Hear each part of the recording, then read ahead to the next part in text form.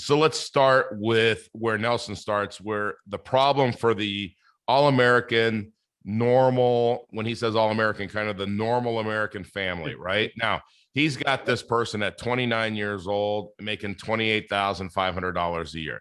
Don't worry about how much the guy's making or the family's making. Okay. Just again, you gotta just adjust in your head for these things. But I promise you, these percentages stay pretty true. Is 20% is spent on transportation, 30% on housing, 45% is spent on living, clothes, groceries, contributions, charitable causes, car payments, boat payments, insurance, all of those things, right?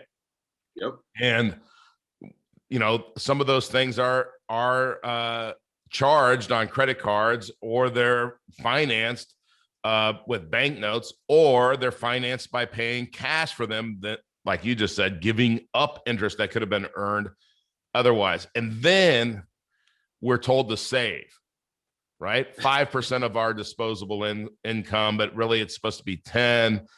So where's the 10 coming from? Most people aren't saving 10%. He shows a chart in there that the savings rate just isn't 10%. We even have books that tell us if we save 10% of our income. And then we have Robert Kiyosaki telling us savers are losers. And the reason is because of inflation and that money just sitting there and dying.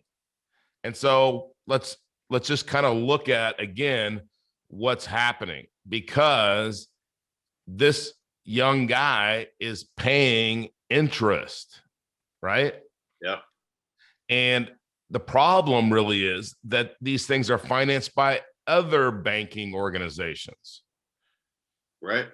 And he thinks, well, it's okay. I'm in a low interest rate environment and I'm only paying 5% or 4% or 7%, whatever it is, it doesn't matter. But he doesn't realize that he's got one problem: is the rate isn't the issue. It's the volume of interest. Right? Lies. Right. So if you add up all of those things that we went through on transportation and housing and living, you'll see that 34.5 cents of every dollar, every disposable dollar, that means what? Net dollar. Yeah. That's right. Dollar is paid out to interest. So, and now remember, he's trying to save 10%. Now think about this, Nick. You earn $1. Somebody else gets 34.5 cents and you get 10 cents. Now, in some ways, you're a slave then, right? Or a partial slave. Yeah, absolutely. Because, that's somebody else is getting, and by the way, he already paid tax. Somebody else is getting more of your money. So you're giving your money to this banking organization, this banking system. Right. All right. So that's, if you can't fix that, you will not win if you keep those percentages. Now, some people win because they make more and they spend less, and they have a scarcity standard of living, and then their assets overtake that somewhere down the line, and it takes years and years and years, or really increases in your income. Hey Jim, yeah.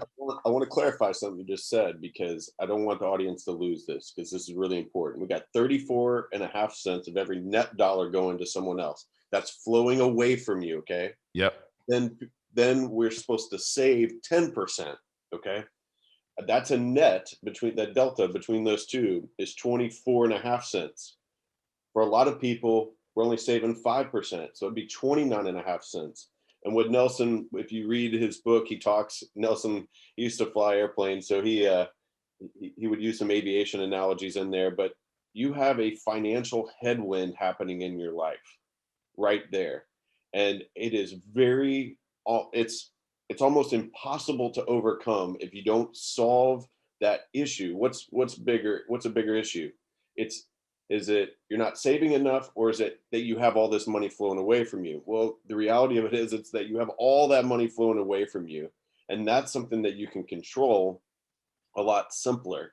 And that is, hey, what's the strategies we're going to impart to turn that around so that, no pun intended, we create a tailwind for ourselves?